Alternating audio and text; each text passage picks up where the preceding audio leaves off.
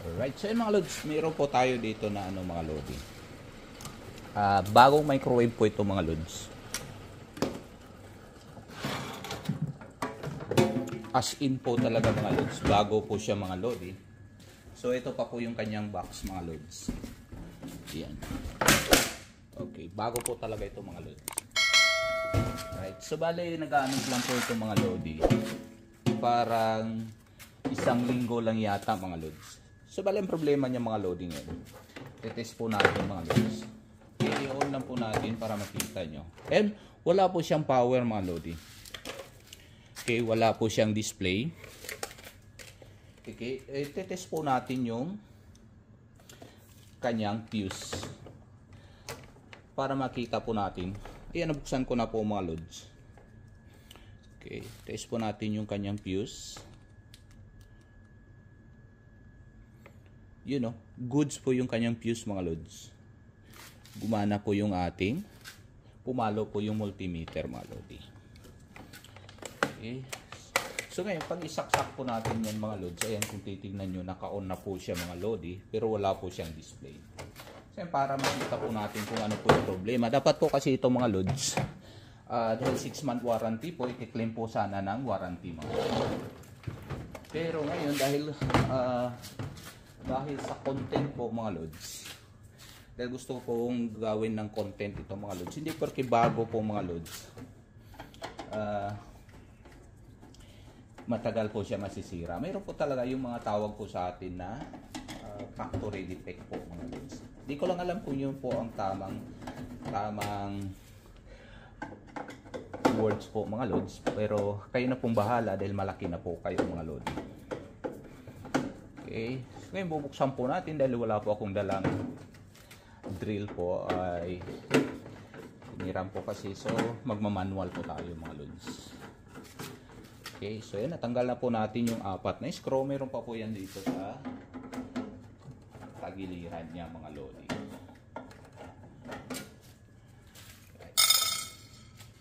Okay, angat lang po natin, hila po natin pagilid, tapos angat ng konti at hila likod. Okay, so ngayon i-test po natin mga lodi dahil okay, pasensya na po kayo mga lods dahil against the light po tayo. Okay, sinirado ko ng konti yung pinto para mabawasan man lang yung silaw po mga lods. So ngayon tetest po natin yung kanyang fuse sa loob mga lodi. Ito yung fuse niya sa loob. Yan.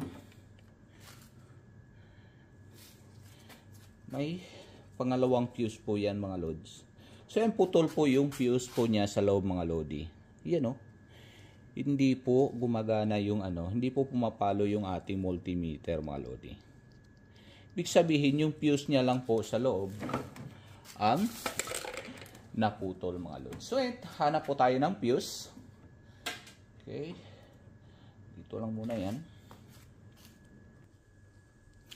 So mga lods, mayroon na po tayong nahanap na fuse mga lodi. Ayan. Bali tinanggal lang po natin to. Tinanggal ko nga po pala to sa mga lumang microwave po dito mga lods. Check po natin. Ayan. So gumana na po. Pumalo na po yung ating multimeter. You know. So bale, tabi muna natin to at kunin po natin yung kanyang fuse mga lods. Ayan. Tignan nyo po mga lodi. Yun. So hindi pumalo yung multimeter. So bale, ilagay na po natin yung fuse na nahiram po natin sa ating lumang microwave. Subukan po natin ito i-plug mga lodi.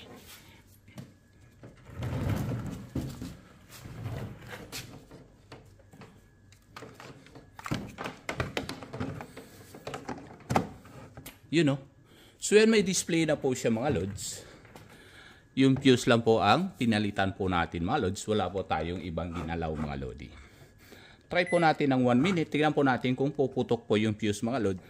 Right? So try po natin yung 1 minute mga lodi. You know. Sumabog ulit yung fuse mga lodi. So ibig sabihin may shorted po siya mga lods. Kaya nasasabog yung fuse mga lods. Alright, so yun mga lods, papakita ko po sa inyo ano ba ang dahilan bakit sumasabog yung fuse po ng ating microwave mga lods. Okay? So may nakahanda na po ako dito isang micro switch o kaya limit switch. Kayo nang bahala kung anong tawag nyo dito. Total malaki na po kayo mga lodi. At nahanda naman po natin yung isang fuse na naman po mga lods. So maubusan po tayo ng fuse dito. So yan mga lods. Ang dahilan po ng pagsabog ng fuse mga lods. Simple lang yan mga lodi. Yan. Sa pag-check po mga lods, bakit sumasabog yung fuse? Okay. Buksan po natin yung pinto niya. Okay. Nakabukas na po yung pinto. And pailawin po natin. Ayan. So ngayon may nakikita po kayo tatlong switch. Dito sa taas, sa gitna at saka sa baba. So ito yung interlock switch po mga lods. Okay.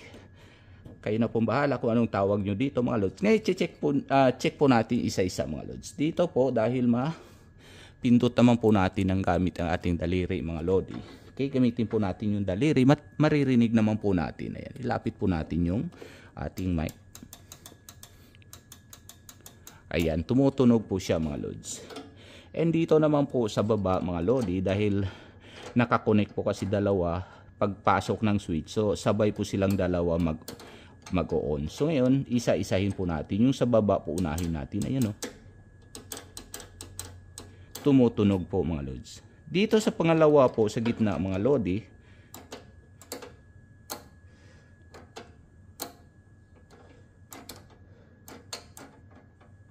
yun o. Wala po yan mga lods. Patay po yan siya mga lodi. So ngayon, tetest po natin siya mga lodi. Anong klaseng switch ba siya mga lods? Okay, check po natin. Ayan, sa times 1 po tayo mga lods.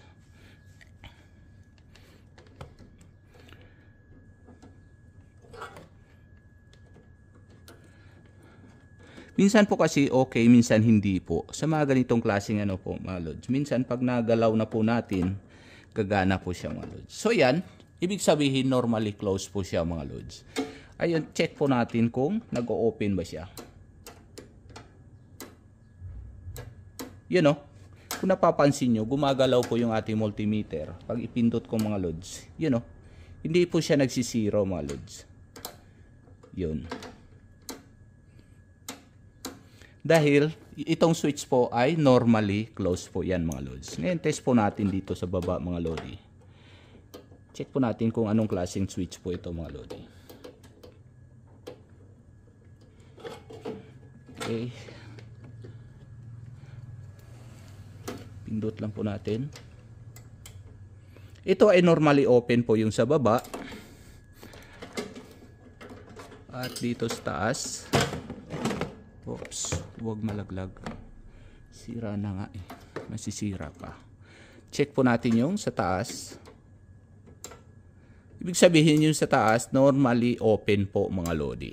Ayan, magko-close lang po siya kung pipindot po natin mga lods. Ang normally close lang po yung sa gitna mga lods. Ang trabaho po kasi nito mga lodi, protection po yan mga lods. Minsan po kasi pag gumagana po tapos nag-steady lang po siya na tawag dito.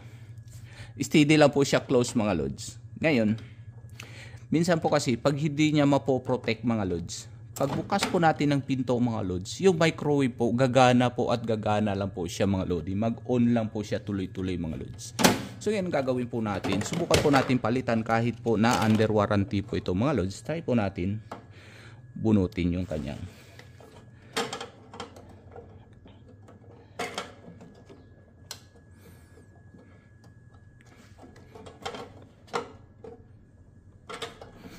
okay, pagpasensyaan nyo ng mga lods dahil hindi na po ako humaharap sa camera mga lodi dahil hindi po kasi ako nakasuot ng damit mga lods. Ayan. Hila lang po natin palabas. Okay, tanggalin po natin yung switch. Mahirap po tanggalin ito mga lodi. Check po natin. Ayan o. Iba po yung tunog niya mga lods.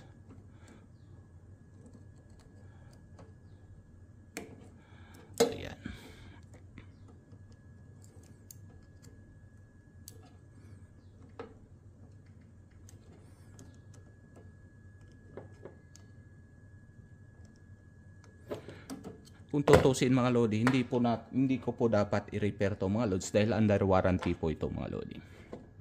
Ngayon, ito yung ating extra po na natanggal po natin sa ibang microwave po mga lods. Ito po yung tinanggal po natin sa kanya mga lodi. Okay, baba ko lang po yung camera. Huwag naman. Ayun, titignan po natin yung ating multimeter mga lods. Ito po yung tinanggal po natin dito sa kanya po mga lods. Hirap naman. Okay, close po siya mga lods. Okay, pindot po natin. Ayan. So ngayon, nag-o-open naman siya mga lods dahil nagalaw na po natin mga lods. Ito kanyang terminal mga lods at nagalaw na po yung loob mga lodi. Okay, test natin yung ipapalit po natin mga lods. You know. So ngayon subukan po natin ilagay itong kinuha po natin sa ibang microwave mga lodi.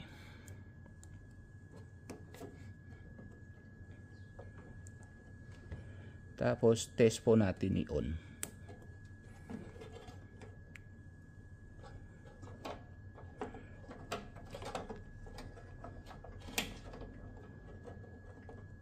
So, pagbalik po nito mga lods, dapat maingat lang po tayo mga lods dahil nababali po yung holder niya mga lodi.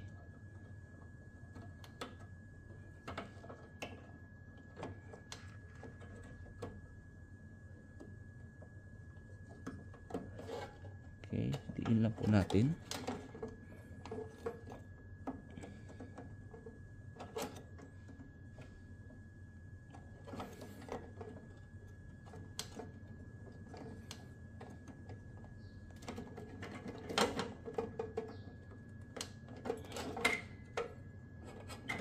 Nakasarado kasi yun. Okay, dapat nakabukas yung pinto. Yun. Okay, so ganun po ang paglagay ng switch po mga lods. Kahit ako nagkakamali din mga lodi. Yan, itanggal na po natin. Ay, naibalik na po natin. At ngayon, ang gagawin po natin mga lodi. Okay. Ilalagay na po natin yung fuse po mga lods. Ayan. Papalitan na po natin yung fuse niya. Tanggal po natin at ilagay po natin na ibang fuse mga lodi. Ngayon, subukan po natin i-on mga lods. Okay, and i-on po natin.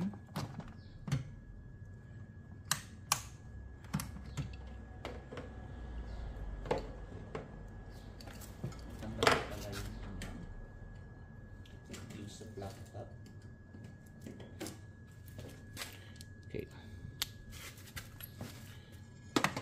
Plug na po natin mga lods. Ayan, may power na po siya mga lods.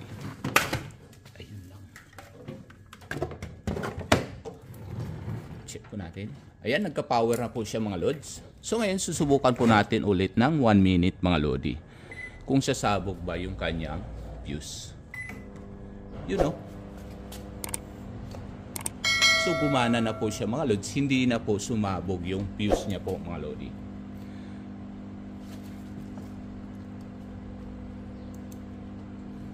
Check po natin. Yung kanyang fan. You know, gumagana na po yung kanyang pan. Okay. So ito lang po ang problema niya. Yung sa gitna lang po, pangalawang switch lang po ang problema niya mga lods. So antayin na lang po natin matapos po. 22 second na lang po mga lodi.